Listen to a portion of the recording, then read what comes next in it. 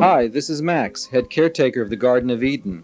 For the next half hour, join Cosmic Gumshoe Suzanne as she solves the mystery of world evolution.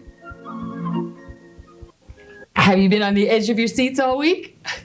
Well, it was a cliffhanger. I left you right in the middle of the plan for the takeover. I mean, what else? Of the force of good, you know? Why not? Have you got a better thing to do? Well, if so, you call me up and tell me. In the meantime, come on my ride. And the particular plan that we were fleshing out last week had to do with Robert Mueller, the Assistant Secretary General of the United Nations, and my hero. And some thoughts that I've been having that I was barely beginning to voice about how we could actually make a plan and how I could cooperate with him in his intention to make a plan to really switch tracks on this planet from a material one to a spiritual one, from a warlike one to a peaceful one, from a problematic one to a possibility one. You know, aren't those fun to do? Send me your favorite phrases, you know, for how this wonderful new world is going to evoke itself and where we are all going. And, you know, the stories we tell, the pictures we paint are vital. We don't know where we're going without a good story. But a good story that we get the impact of, we get the juice of, is an energizer for going in that direction. Very often we get it before we get it. And, you know, that's a much more profound statement than, you know, those simple words would indicate. How many times have I gotten it and then gotten it and gotten it? So welcome to my getting it also. And hopefully you're getting it with me. We're all getting it together, which is all there is to do. So back to Robert Mueller here at the Cosmic Fuel Pump. And did I tell you I was Suzanne, the lady whose restaurant sign is hanging on until we get some beautiful new titles for you, which are in the works. So anyway, this is my house. Welcome to the Garden of Eden, little spot of peace on earth when we're good. And when we're not, we're trying to be, which is about all that human beings can do. So picking up in the middle of Robert Mueller, first of all, how's about we show his picture, which we didn't do last week. I don't know. I don't have the world's best pictures of him. Can you see that I got 3 stars? I must have been busy. I would have written stars across the whole thing. But anyway, can you get what a sweet man he is? I've never met him personally, but we are in correspondence, and I have heard him speak before we were in correspondence. And a beauty, a beauty. So we were talking about the fact that I think he speaks with the clearest voice of anybody about the nature of this divine quest we're on. And we had I was in the middle of reading some excerpts from an interview with him in which he was kind of outlining the nature of it all, such as he saw it, and that, in fact, this game is one for all. This isn't something anymore where experts are telling dummies that we all better wise up. And this vision of oneness, says Robert Mueller, belongs to the people. It is no longer just with the eggheads. I've discovered everything is very simple from the moment you consider that it is more important to be a human being than to be a Christian or a Jew, or to be an American or a Russian. Pretty simple, huh? And can you think of anything more profound to say? That the minute you get it's more important to be a human being than anything you identified yourself with, then that's the beginning. You know, that's the work we have to do. That's the magic. On with my little excerpts here. He says, communication is a divine process. Now we have such vast communication through radio and television, yet the content is missing. Communication is a divine process. Think of that. This isn't just nothingnesses that we slap back and forth at one another.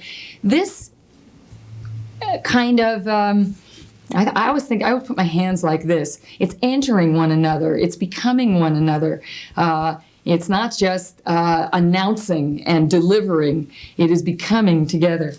And communication, what a nice word for it, you know, simple little everyday word. We can all understand that. And then I just want to tell you one other little sentence from this particular piece, in which he says, an institution cannot hear, see, think, and feel. Only individuals can. So this communication process isn't entities, it's people. And there's no more person than me or than you. We are just as people as everybody else on this planet, and this game is for us, just as it is for everyone else. I want to talk more on this program about this whole idea of institutions and the problem we have organizing ourselves, because of course we have to. It can't be random. And yet once we start to pull ourselves into organization, we pull ourselves away from one another. We pull ourselves into rules and out of humanity. The program's going to develop that in the next half hour. I want to read you a little more from Robert Mueller now, from another paper that he has written. And in this paper, he's talking about actually creating some kind of global understanding. How are we going to do that? What is that going to be? And he says, if we assume that some cosmic force or law of God or creator in the universe has put in the human species certain objectives, functions, expectations, and destination, then it is our duty to ascertain on a contemporary scale what these objectives are. We've got to use the technology, the wisdom, the information to really get on with this. We can't go to sleep. We can't be mindless. Our next great evolutionary task will be to ascertain what this cosmic or divine pattern means, and to prepare for it the right institutions, people, values, guidelines, laws, philosophy, politics, and ethics. So what does that mean? What could the right things be? Well, I'll give you one example. Again, he's so good at this, I hope it's okay that I'm reading. But he turns me on. So... Why? This is Max. Why? Why? I'm hearing you. I'm listening to you carefully. Mm-hmm. These are wonderful quotes. And I hear a lot of wonderful quotes from a lot of people. Why does Robert Mueller turn you on so much? He's got it. Elaborate, please. He knows. He just knows. See, there isn't any why. There's just so. It is so. He knows. And he articulates for me what I'm a little nervous about articulating for fear I be called a raving maniac. In fact, I didn't include something. It's sitting on the floor over there. Oh, it's so near and yet so far, where he expounds upon. Now, I'll just try and paraphrase. What he's saying in this little thing on the floor over there is that he loves his brain. He loves his brain. It's this most marvelous instrument that really has given him this gift of allowing him to understand these things.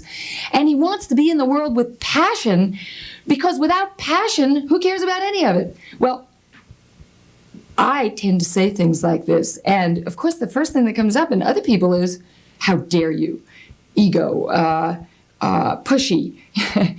It's hard to say the ultimate things about who we are and what our responsibility is, given the nature of the conservative separation going on, without sounding like a lunatic. So when he says it, and he has no doubt, believe me, that man is fearless.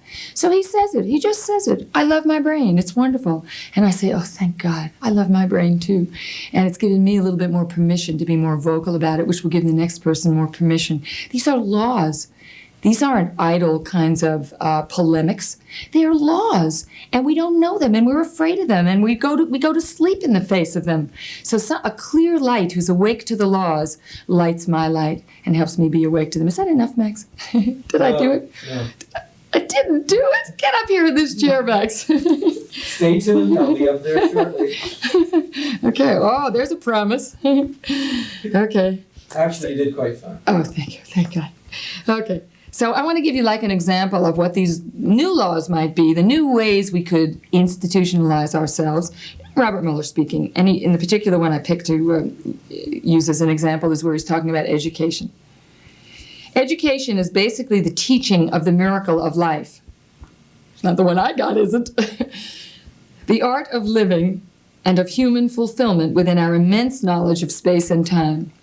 It is to make each child feel like a king or queen in the universe, an expanded being, aggrandized by the vastness of our knowledge, which now reaches far into the infinitely large and the infinitely small, and from the distant past to the future. Look how powerful we are. Look how much we're capable of. Education is to make each human being feel proud to be a member of a transformed species whose eyesight, hearing, hands, legs, and brain have been multiplied 1,000 times by telescopes, microscopes, radios, machines, etc. The objective should be to make us exude a resplendent joy of living, of being witnesses to the beauty and majesty of creation and of our capacities. Knowledge, peace, happiness, goodness, and full, conscious, meaningful, responsible lives. These must be the objectives of education. I didn't have to pick that up from the floor, right? I forgot how good a piece this was. Same thing, to declare that the object of all of this is to feel fabulous about ourselves, not to be reticent and think that we have to hide behind our good works and our, things our product, and not stand there resplendent as human beings. Don't we cheat ourselves? Don't we rob ourselves of the great joys of life, the greatest joys of life? Well, Robert Muller wants not to rob ourselves anymore, and wants us to wise up, and wants us to create global understandings of how these things can be true. So anyway, Robert Muller said to me in this wonderful letter, which he likes me a lot, and he liked what I wrote, and so perhaps the time is ripe to create a world movement of cosmic or universe persons. Perhaps it is. Let's talk about it. To start talking about it, I want to go back to Benjamin Franklin, who, thanks to my friend Zane, the resident philosopher king here, Zane has filled me in on the fact that Benjamin Franklin and our founding fathers were full of this mystical vision as well. We've strayed slightly off their track. And here's a quote of Franklin's. "There seems to me at present an occasion for beginning a united party for virtue by forming the virtuous and good," gosh, your handwriting is weird, "the virtuous and good something of all nations." Men. Oh, it's men. See, I didn't want to say that, actually, because he should have said men and women, but, we didn't have women's lib then. So anyway, I get all my points out at every show. Have no fear. So anyway, we should form a united party for virtue by forming the virtuous and good men of all nations into a regular body. Well, that's what Robert Muller is calling for. And maybe now it's time. Now we have this wonderful mass communication. How could he have done that in his time, Benjamin Franklin?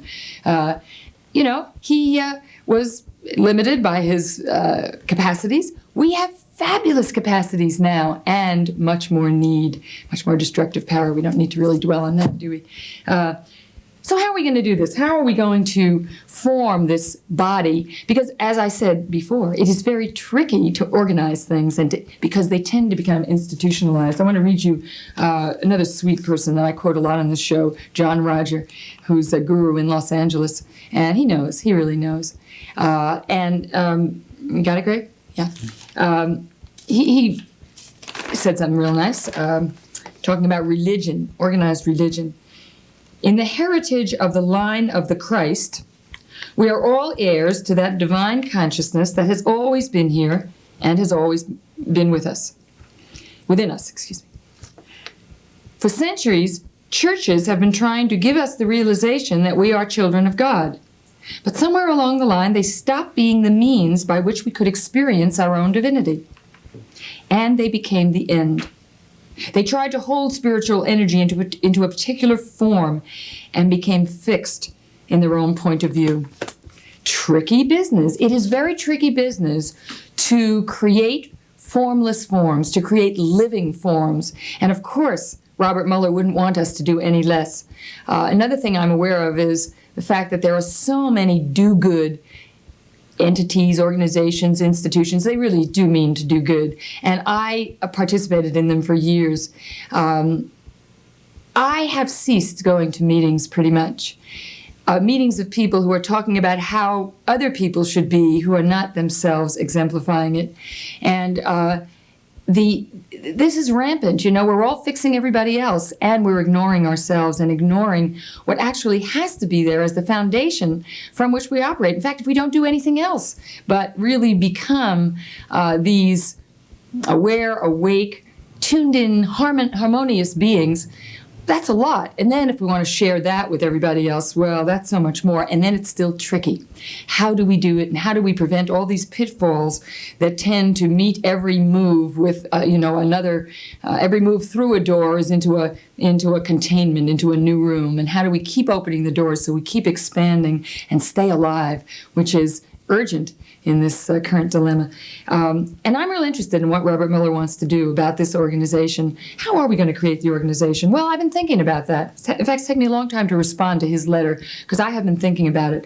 I do not want another organization where we merely are members, where we sign on the dotted line. We all have to be owners of that organization, which means we have to be creating it as it goes along, each person. And I thought the first way we would address that, I want to talk a little bit and give you some of my ideas and our ideas in the household here, because we've all talked about it. And then maybe Robert Mueller will come on the show and give you his ideas. I'd like to see that happen. And maybe that, in fact, is a process whereby we do this, that other people put their ideas on videotape, and we keep sharing this living process. I'll talk more about that towards the end of the show, very end of the show. But first of all, my ideas about this organization. Who would be in the organization? That's the first question we'd have to address. Because everybody, at some level will say, sure, peace is a good idea. No, but we want more than that. We want this to be real, not to be shallow, not to be a sham. So how is it real? Well, the people within it have to be real. And they have to be real, let's say, a couple of examples. One thing would be that if you're going to sign, you have to be a person who, let's say, cares for the creation. And now what does care for the creation? Oh, sure, I care for the creation. But do you? What does that really mean? Zane was telling me something, and I wanted to use it as the example. Zane used to be an owner of a school which teaches New Age things. And they would get letters of application, inquiry at the school. And one of Zane's jobs was to personally answer the letters. So every day he personally answered 20 or 30 letters. Just thinking, we talked on the last show about how difficult it is when people are impersonal with you. You put your heart out and they send you back a form letter and every creation stops, So Zane didn't do that. He cares for the creation genuinely. He wrote personal responses to all those people. I was just touched by that, but that's it. That's real caring. Let's be who we say we are and who we're asking everybody else to be as well. Another little checkpoint of who we all are, I would say, is that we are people who are committed, each of us, to being, what? Whole. Ourselves. Committed to understanding that we are our divine essence, to understanding it at a level beyond the glimpse we've gotten. Because if you haven't gotten the glimpse, you don't belong on the dotted line at all. If you don't know that this is about oneness, about love, about our spiritual nature, and how we are, who we are as one, what are you doing in the organization that's about that? So, but once you sign, again, deliver. Be people who are willing to go to the brink, who are willing to and able to really recommit and risk over and over again to become total and to become whole. We could go on making this list of who we all are. And we will. Let's go on making this list. Let's have that be part of the formation of this enterprise, whereby we have to figure out what it is before we form it, as we form it. It isn't a thing that you then go and put your body into. No, we investigate. We are curious. We make inquiry. We do it all together. Okay. So the next thing, the next category I wanted to touch on was once we deal with who we all are in this entity, how are we going to do this entity? Well, my sense of how is we are not going to do this entity by signing up. We're not even going to do this entity by being good people within ourselves, although of course we must do that. There's more to it than that. This is an entity that's not just us doing our cosmic best at any given moment, which is hopefully what we're already trying to do, but this is an entity. So what's the entity about? I think the entity, the how of this entity is that we are doing it together, that it requires our interaction, that we're at this time in history when experts aren't it anymore, and doing it, being it, requires really merging with one another in totally personal ways. So that I would suggest that if we're going to form this club, this organization, that it be formed in chapters, that it be formed in groups, that there be people who have a pact with one another, very personal people. So-and-so and so-and-so and so-and-so and so-and-so. They have a pact, and another so-and-sos have a pact also. And we are going to work on this together. We are going to, how are we going to work in it? Maybe we're going to work in it by viewing videotapes like this, and actually maybe by making videotapes like this. All those people could be feeding back into the system. The system has to inform itself and has to be there, not in a systematized way, but in a real way, in an alive way, to actually continue this creation as a process, as an ongoing, endless process. Now, what's the point? Well, the point is for each individual within the organization to be empowered and to be heroic. It is heroic to love. It is heroic to be peaceful. And what we can do in this pact with one another is help empower one another, help point out where our weaknesses make us victims, where we are doing things mindlessly, where we could be doing things mindfully and awake. And everybody can see somebody else, usually better than they can see themselves. How wonderful to avail ourselves of the opportunity to hone ourselves using one another. And I think that that's what this organization could become, that it could be a working organization to do just that.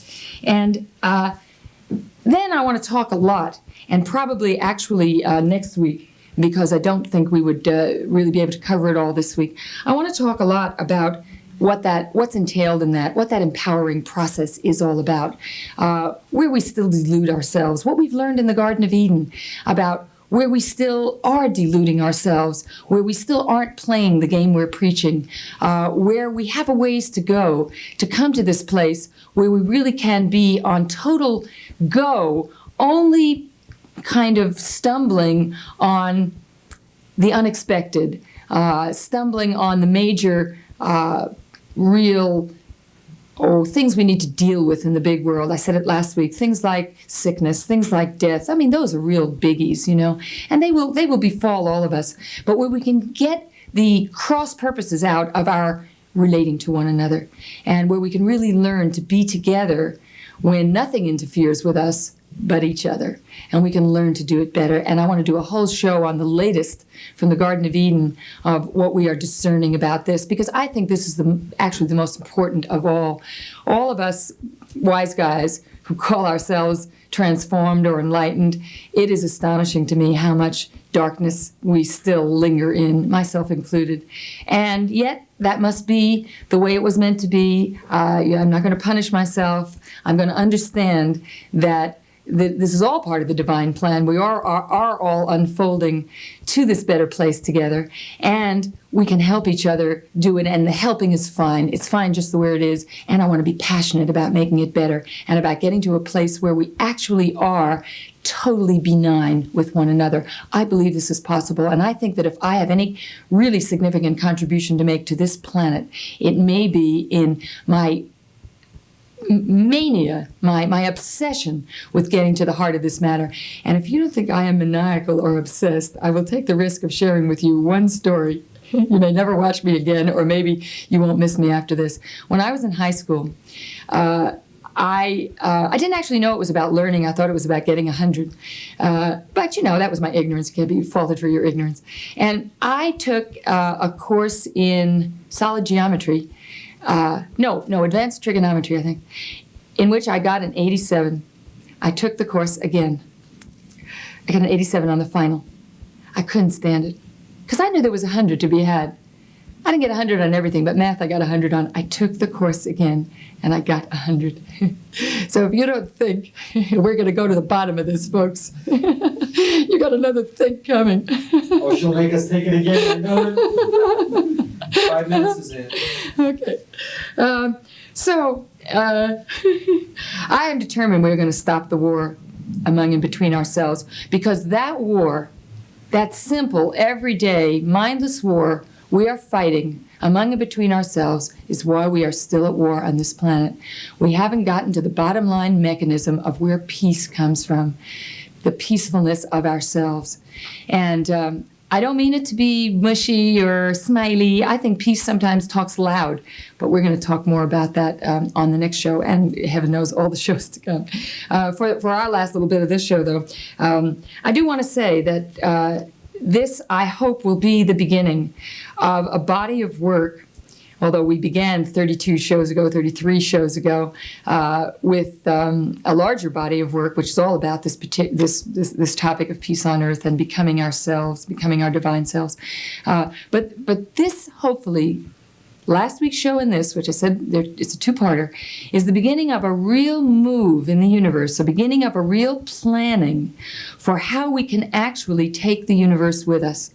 And I want to do that with Robert Mueller. I want to be in support. If everything I've said gets thrown out and he's got better ideas, I want to listen to them. And I want to try to bring them to you on videotape, along with anything else that we can bring you that will present this picture convincingly of what we need to do within ourselves and between and among one another. So anybody listening to me out there who would like to sit in this chair, who would like to contribute a piece of prepared material, it doesn't even have to be on this show, it can be a much larger body of work, but you know, when you come to us, everything you get will be the absolute purification fire of transcendence and of enlightenment. A very simple process that all of us human beings can participate in and get, and we can get it now. We can spend the rest of our lives sharing, giving, loving, but we can get the idea right now. And once we all have the idea that peace on earth is an inevitability, and that we have to point ourselves in that direction, the game is won. The rest of it is a mop-up operation. So do be in touch. If only to talk to me. I want to talk to everybody. I'm thinking at the end of the show, eventually we're going to have a card up. It's going to have lots of phone numbers on it. Pick one at random. There are people who like to talk about this sort of thing because talking about it is creating it. Talk about it in the spirit of absolute truth, of telling each other the truth, of not being so compassionate that we let each other drown before our very eyes, that we wake each other up, and that we know that there is no greater task and no greater joy. So how am I doing on time? 2 minutes. 2 minutes, good. That gives me time to read you two little things. One little thing, one bigger thing. I wrote on here, this is a magic book. It's called Further Conversations with John.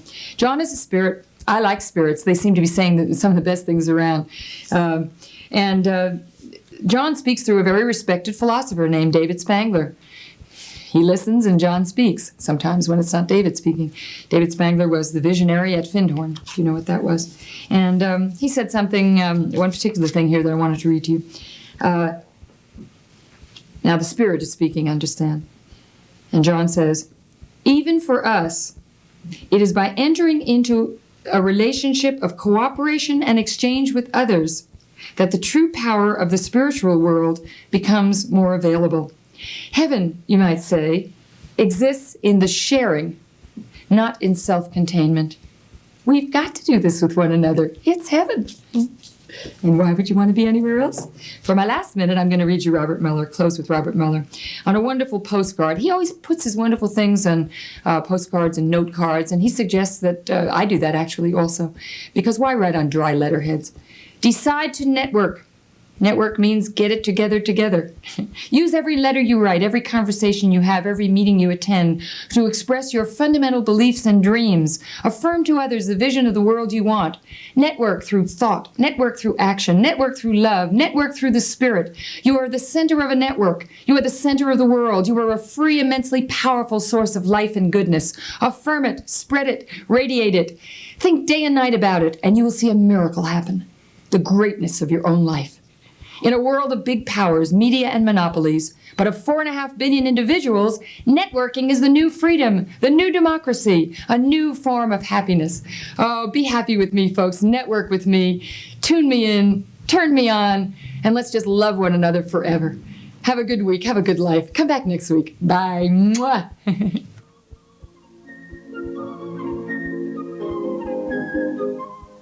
We now return you to consensus reality, where everyone can participate in creating our world as the Garden of Eden.